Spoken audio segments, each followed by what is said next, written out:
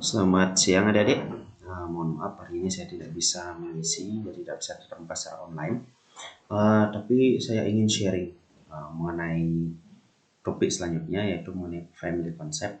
Sudah ada beberapa teman kalian yang mengirimkan video, cuman saya ingin juga sharing mengenai isu ini.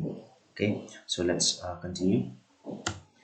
So actually ada beberapa hal yang ingin saya sharing, itu sebenarnya dari buku yang utama, the main book yang sudah saya kirimkan. Nah, di sini ada beberapa topik. Yang pertama, bagian pertama itu akan kita membahas mengenai child raising, young and adulthood, and also elderly. Nah, kalau kita bisa pilah, ya pilah itu kalau kehidupan manusia itu kan ada sekanak-kanak, ada masa remaja, teenager, sampai dewasa, dan terakhir adalah masa tua. Nah, konsep family di kita ngomongnya itu adalah Western world ya, terutamanya adalah Amerika dan beberapa European country, beberapa negara Eropa. Nah, di child raising moment atau di waktu-waktu membesarkan anak itu kita bisa lihat dari saat mereka di dalam kandungan sampai dia berusia let's say around 16 or 17 ya. Jadi karena dianggap membesarkan seorang anak itu tidak bisa dilihat dia waktu dia sebelum masuk, tidak bisa segitu, karena anak-anak itu punya hak ya kalau di Western country itu adalah sebelum mereka dia beranjak dewasa, around 17 ya. Nah, itu masih dia tanggungannya orang tua. Jadi itu masih benar-benar itu ditanggung oleh orang tuanya. Namun ada beberapa poin atau beberapa value yang sudah diajarkan dari kecil. Ya, itu dari contoh misalnya waktu mereka sudah lahir itu sekitaran few weeks, itu beberapa minggu, mungkin 3 atau 4 minggu. Kalau mereka sudah, anak ini sudah dianggap bisa tidur sendiri, mereka akan mendapatkan spirit room. Ya, jadi kamar mereka tersendiri dari kecil, sudah dari beberapa minggu sampai mereka umurnya 17 tahun. Ya, ini gunanya apa, Dedek? Itu karena orang Barat itu sangat menghargai yang namanya privacy. Jadi dari kecil itu anak-anak itu udah punya privacy ya. Jadi kamarnya mereka itu ya itu space-nya mereka sendiri. Bahkan orang tua pun kalau mau masuk itu in some cases ya, beberapa kasus itu mereka izin sama anaknya. Bisa bapak masuk gitu, atau bisa ibu masuk gitu. Nah, itu biasanya waktu udah menginjak remaja, teenager, itu mereka kan perlu lebih pengen privasi sendiri. Nah, itu orang tua itu malah minta izin ke anaknya untuk bisa masuk ke kamarnya mereka sendiri. Nah, kemudian cara membesarkannya mereka juga we are talking in general ya, kita ngomongnya ini secara general. Mereka dibiarkan untuk bekerja pekerjaan sambilan, misalnya mereka menjadi babysitter. Ya, babysitter itu maksudnya kan mengasuh anak. Jadi tetangganya itu jikalau ada mereka anak usia dini, itu misalnya 1-5 tahun, mereka nggak mampu bayar babysitter, mereka ngundang misalnya anak-anak tetangganya mereka untuk ngajak mereka main seperti itu. Jadi mereka dibayar itu misalnya per hari $10 atau berapa dolar. Nah, ini dikasih sama orang tuanya. Misalnya juga in some cases jadi lupa koran. Nah, itu biasalah. Jadi lupa koran, mereka dibiarkan untuk bekerja seperti itu untuk mandiri, menghasilkan uang jajan sendiri. Tapi tetap tanggung jawabnya itu sepenuhnya adalah tanggung jawab orang tua. Ya, karena ada aturan juga bahwa anak itu tidak boleh ditelantarkan karena itu pidana dia. Jadi misalnya kalau kalian punya anak di Amerika, kalian nggak bisa ngasih mereka misalnya susu, nggak bisa ngasih mereka misalnya tempat tinggal yang layak. Orang tua itu bisa dipidana, ya, orang tua itu bisa dipenjara dan anaknya itu diambil oleh negara, ya. Nah, oleh karena itu kenapa concern mereka itu sangat concern terhadap raising childnya itu, dan itu juga perlu dana yang lumayan besar. Jadi kalau mereka belum siap ya biasanya mereka nggak mau punya anak. Oke. Nah, selain itu juga sering orang tua di Western itu kalau anaknya itu dibiarin gitu ya, dibiarin dalam artian lari-lari sana kemari, kemudian mereka yang kayak nggak diurus itu, nggak diperhatikan sama orang tua itu, misalnya kalau kita lihat secara kasat mata di public area. Nah, pada kenyataannya adalah orang tua itu membebaskan mereka anaknya, membebaskan mereka membuat salah, membebaskan misalnya mereka kalau jatuh ya udah biarin dia jatuh. Nanti toh juga mereka tahu yang penting tidak membiarkan mereka berada di daerah yang tanda kutip itu danger, misalnya di tempat-tempat construction, misalnya bangun rumah itu nggak boleh ada anak-anak dikasih ke sana, misalnya ke tempat hazard itu maksudnya ada chemical di sana itu nggak boleh dia ya. Nah, tapi kalau di taman itu ya dibiarin, bebasin, itu orang tuanya nyantai-nyantai aja, itu bukan berarti mereka nggak care, itu untuk memberikan kebebasan pada. Jadi dibiarkan aja mereka anaknya itu untuk melakukan kesalahan. Ya, semakin banyak salah, semakin banyak mereka belajar. Itu konsepnya mereka. Kemudian mengasuh anak. Ya, mengasuh anak seperti saya bilang tadi mention, kalau mereka nggak siap, mereka lebih memilih untuk nggak punya anak. Karena takutnya mereka nggak bisa mengasih sesuatu yang baik kepada anak itu. Jadi ketimbang mereka anaknya itu lahir kemudian mereka nggak berkembang dengan baik, mendingan nggak punya anak. Itu pemikirannya.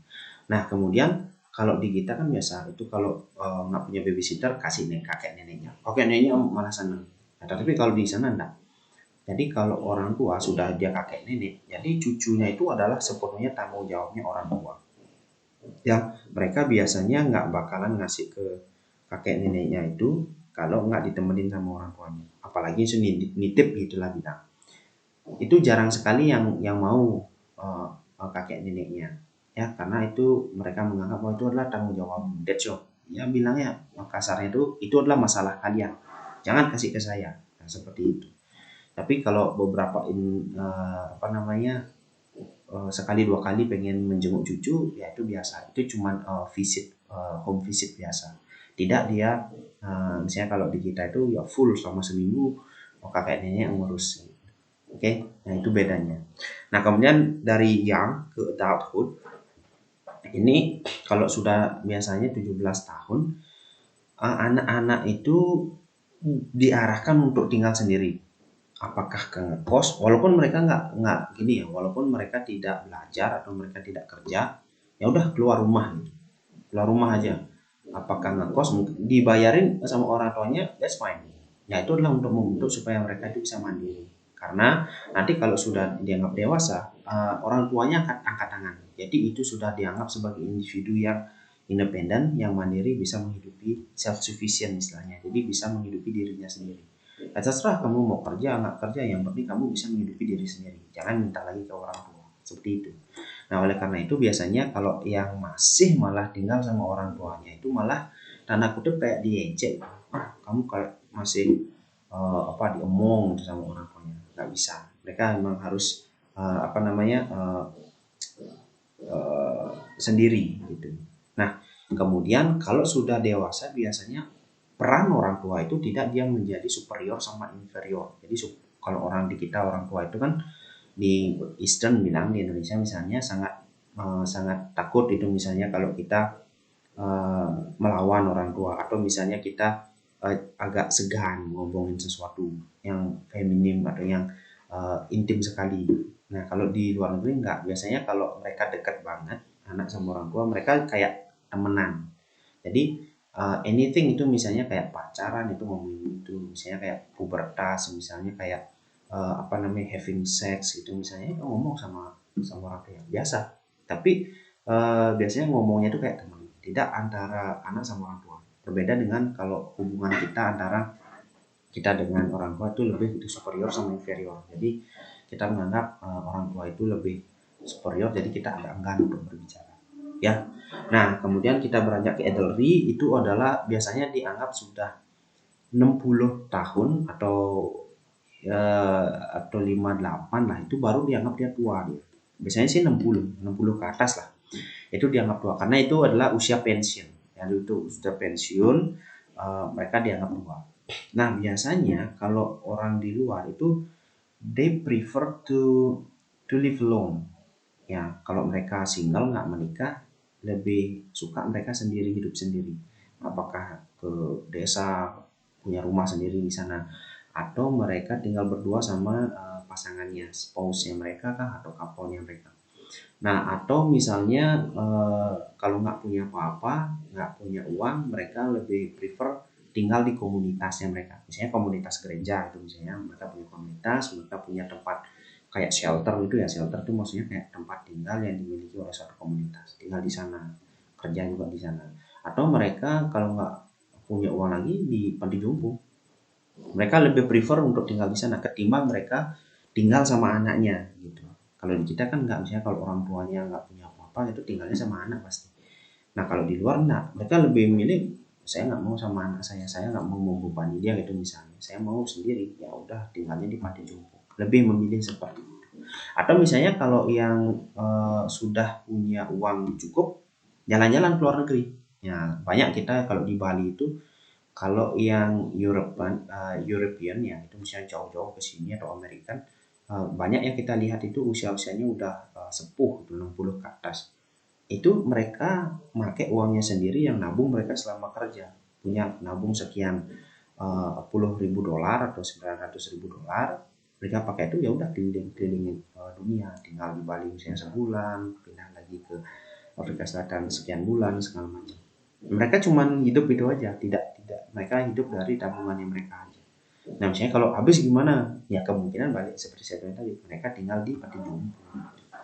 Ya, nah itulah kenapa sistem pensiun di luar negeri itu di setting itu supaya mereka bisa hidup di masa tua. Jadi kerja keras apa namanya sekian tahun atau sekian puluh tahun untuk mereka hidup bisa tenang di balik tua. Itu seperti biasanya seperti itu. Nah, misalnya kalau mereka kekurangan dana ya seperti saya bilang nggak minta ke anaknya. Lebih baik mereka tinggal di panti jompo. Oke, what's the other? Yeah, and then we continue for the next issue. Selanjutnya ada yang penting mengenai konsep keluarga ini di luar negeri itu adalah ada nuclear family sama extended family. Secara garis besar nggak ada bedanya ya dengan kita, cuman mungkin dari segi apa namanya jenisnya, misalnya saya jelaskan nanti. Tapi kalau di nuclear family itu ayah, ibu sama anak. Ya, kalau di kita juga sama seperti itu. Cuma di beberapa daerah, misalnya di Bali itu agak berbeda. Nah, misalnya kalau selain itu adalah extended family, misalnya sepupu, paman, ibu, kakek, nenek pun itu dianggap extended family ya kalau di Western. Cicit, cucu itu extended family. Ya, itu sudah bukan clear family. Jadi kalau yang dianggap family, keluarga inti itu cuman apa namanya ayah, ibu, sama anak. Extended family biasanya dianggap itu adalah relatifnya kita. Nah, kalau di konsep di Bali misalnya itu agak berbeda dia. Kita tahu memang nuclear family-nya itu keluarga inti adalah ayah, ibu, anak. Cuman terkadang uh, kita tidak terlalu mengenal itu di Indonesia mungkin ya. Di Bali terutama contoh misalnya kalau saya itu kan pandai. Pandai itu seperti klan. Apa namanya kayak klan lah. Mungkin marga kalau di Cina.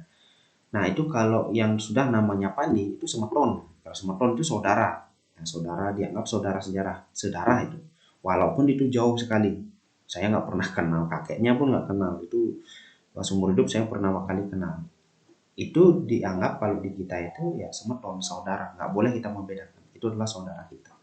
Nah, itu jadinya konsep keluarga di sini agak berbeda dengan yang di luar. Ya, kalau konsepnya seperti ini, nuclear family sama extended family ini Western, dan ini kalau di luar negeri sama di world di dunia lebih ini yang dipakai. Oke, kalau di Indonesia lebih agak apa namanya agak berbeda dan lebih banyak biasanya. Nah, seringkali misalnya kalau he is my brother gitu. Maksudnya brother itu padahal sepupu ya. Ya kalau mereka nggak bilang brother, you my apa namanya my cousin gitu. Itu udah di luar ya, bukan kayak kita misalnya dengan sepupu kita dekat banget gitu. Jarang seperti itu biasanya. Oke. And then we go for the next one. Ya, ada beberapa isu mengenai keluarga ini. Isu maksudnya itu hal ya, atau beberapa hal yang perlu kita juga cermati. Nah, ini ada beberapa. Yang pertama itu divorce is a common issue. Jadi cerai itu biasa kalau di luar negeri ya, apalagi di Amerika itu biasa dia divorce tuh. Nah, apakah kalau divorce itu tanggung jawab mereka lepas dengan anak? Nah, kalau ada anak itu tanggung jawabnya sama. Contoh misalnya saya sama istri punya anak, itu misalnya saya pisah divorce. Nah, kemudian saya punya pasangan lagi, bilanglah couple gitu. Nah, jadi saya sama couple saya ini, misalnya kalau mau jalan-jalan kemana sama anak, kemudian ex saya, mantan saya, istri saya itu join itu ikut, that's fine, nggak masalah sama sekali kalau di luar. Itu sudah kayak gimana ya, kayak hal biasa seperti itu. Karena divorce itu dianggap ya udah cuman pisah secara negara aja gitu aja ya. Kemudian macam-macam macam-macam alasannya itu divorce, tidak hanya misalnya KDRT. Enggak, kalau KDRT udah pidana. Misalnya si cewek itu nggak kerja, cowok aja kerja, kemudian si istri mikir, oh kamu nggak bisa ngidupin saya, lebih baik saya out aja gitu, keluar aja gitu. Biasa hal seperti itu. Jadi secara ekonomi nggak bagus, ya udah lebih baik mereka divorce aja, cerai aja. Oke. Kemudian ini yang kedua, LGBT couple. Nah, kalian LGBT kan udah tahu tuh, lesbian, gay, biseksual, transgender, dan ada beberapa terms baru itu yang menyatakan ada kelainan ketertarikan seksual ya. Nah, ini juga dianggap family. Contoh misalnya kalau gay sama gay di western itu nikah kan, harusnya kan suami istri, itu kan jadi suami-suami kan itu. Nah, itu family, dianggap family juga. Kalau di kita kan enggak, suami istri, harus cowok cewek. Lesbian juga gitu, karena itu sudah dianggap hak asasinya mereka untuk mereka memilih hidup berpasangan dengan siapa saja, itu hak mereka sendiri. Oleh karena itu secara kenegaraan di western itu dianggap mereka family ya. Kalau kita kan nggak bisa dianggap itu mereka itu ke family, nggak bisa, karena mereka itu sesama jenis itu misalnya, nggak bisa ya. Tapi di luar itu they are family. Oke. Nah, kemudian ada isunya itu single parent dan working parent. Nah, single parent di sini maksudnya kan cuman ayah atau ibu yang membesarkan anaknya. Ini biasa terjadi juga di luar negeri, cuman biasanya ini sebuah keputusan yang sangat berat biasanya diambil. Karena misalnya seorang ayah atau ibu, biasanya lebih banyak ibu, itu melahirkan di luar nikah. Di sana punya anak di luar nikah itu nggak masalah, fine, biasa aja. Misalnya kalau mereka itu cuma couple aja, couple maksudnya pacaran aja tapi punya anak, ya that's fine, nggak apa-apa gitu, tinggal serumah juga nggak apa-apa ya. Kemudian working parent. Nah, karena ada gerakan feminisme ya, feminisme itu maksudnya menganggap bahwa cewek itu harus sama dengan cowok dalam segala hal, itu harus disamakan. Tanda kutip segala halnya ini adalah yang tidak menuntut secara harfiah ya. Harfiah itu misalnya hamil, itu misalnya minta cowok yang hamil kan nggak bisa. Di sini kerja. Kalau dulu itu kan masih sangat tradisional, bapak yang kerja cari duit menghidupi keluarga, ibu mengurusi domestic matters. Yang domestic itu maksudnya urusan rumah tangga. Nah, sekarang karena ada gerakan feminisme ini, jadi nggak boleh seperti itu. Cewek juga punya hak untuk kerja. Nah, oleh karena itu baik cowok sama cewek, ayah ibu itu kerja. Nah, anaknya gimana? Apakah ditelantarkan? Ya, tidak. Oleh karena itu banyak yang dimasukkan ke daycare. Daycare maksudnya ke tempat penitipan anak, atau misalnya mereka kalau punya uang itu mereka lebih milih babysitter. Bukan orang tuanya mereka disuruh untuk ngomong atau mengasuh anak, nggak mau biasanya. Ya, itu biasanya yang berbeda. Nah, kemudian juga ada single parent ini yang di luar nikah, itu tetap diakui negara ya. Kalau sekarang di Indonesia itu secara hukum diakui dia. Ya, kalau dulu nggak bisa, itu harus ada ayah sama ibunya. Kalau sekarang misalnya contoh ada anak yang diperkosa kemudian dia hamil, nah anaknya ini dulu nggak dinyariin kakak itu sudah bisa, tapi kalau sekarang udah bisa karena ada ibunya. Ya, siap. Jadi kalau melahirkan itu biasanya diminta nama ibunya saja biasanya. Kalau tidak lengkap ya, dan itu bisa. Oke. Nah, yang terakhir itu adalah living together without marriage. Maksudnya kalau di luar negeri kalian tinggal misalnya di apartemen, di kosan, mungkin di rumah ya, di rumah itu, tapi mereka ngontrak bareng-bareng. Cowok cewek biasa tinggal di satu apartemen. Tapi apakah mereka nikah? Enggak. Bisa jadi mereka itu cuman teman kos atau teman sama-sama ngontrak, campur itu cowok cewek nggak apa-apa. Atau misalnya mereka memang suka sama satu sama lain. Nah, itu biasanya apa istilahnya, couple ya, couple.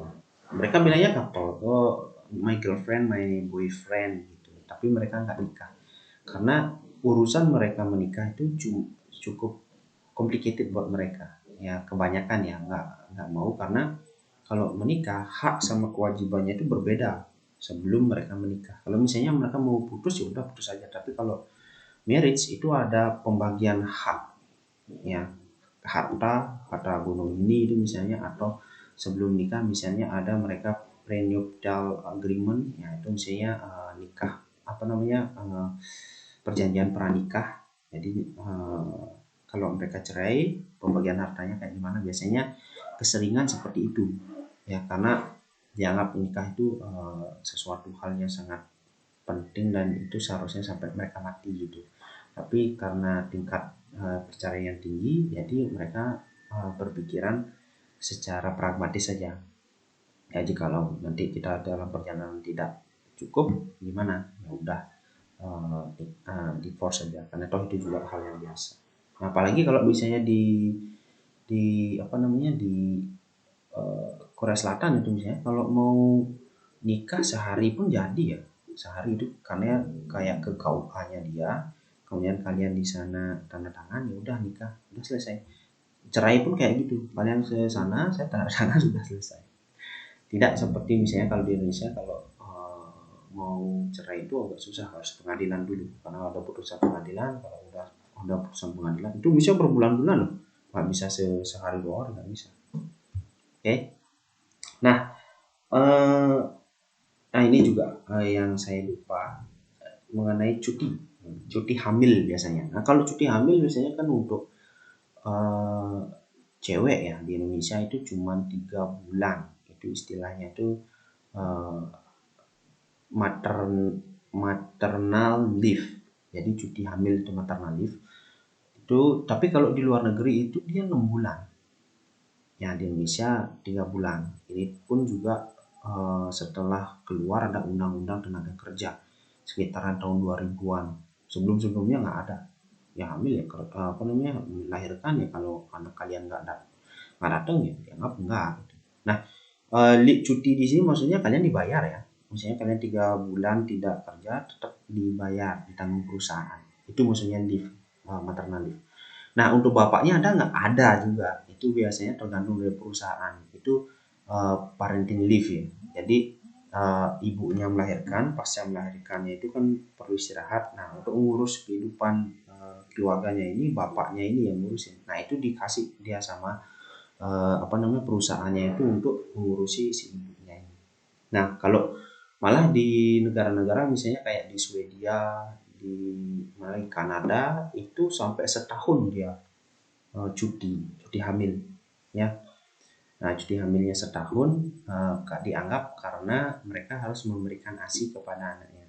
Karena pikirannya gitu, kalau dikasih ASI anaknya lebih susah untuk anak ini sakit. Ya karena itu sudah based on research sih. Kalau anak yang mendapatkan ASI itu daya tahan tubuhnya lebih tinggi. Nah, oleh karena itu nanti ke depannya negara nggak terlalu banyak nanti nanggung anak ini nanti. Kalau dia sakit-sakitan kan banyak dia mengeluarkan. Mending ngasih ibunya ini di awal-awal itu memberikan kesempatan lebih banyak supaya dia bisa ngasih kasih kepada anak-anaknya. Ya, oleh karena itu maka kemungkinan ke depannya itu tidak akan ada warga negaranya sakit-sakitan. Begitu pemikirannya. Oke, nah itu sedikit mengenai family concept di luar negeri. Nah, selanjutnya kalian perlu mengisi kuesioner. Ya, kuesionernya ini setelah kalian menonton video saya diisi itu pertanyaannya tentang what are the benefits of growing a child in the context of America and Indonesia. Nah, sebenarnya kan raise a child itu maksudnya membesarkan anak ya. Dengan konteks Amerika seperti yang saya jelaskan tadi dengan konteks Indonesia. Dari sudut pandang kalian, your perspektif, apa sih bagusnya dari keduanya? Saya tidak mau bilang yang Amerika jelekan, Indonesia tidak, tapi kita lihat the benefitnya, poin plus poin. Oke, nah itu untuk hari ini. Mohon maaf sekali lagi nggak bisa ketemu kalian. Saya harap kalian bisa menyelesaikannya hari ini. Oke, sampai jumpa lagi kesempatan yang lain. See you.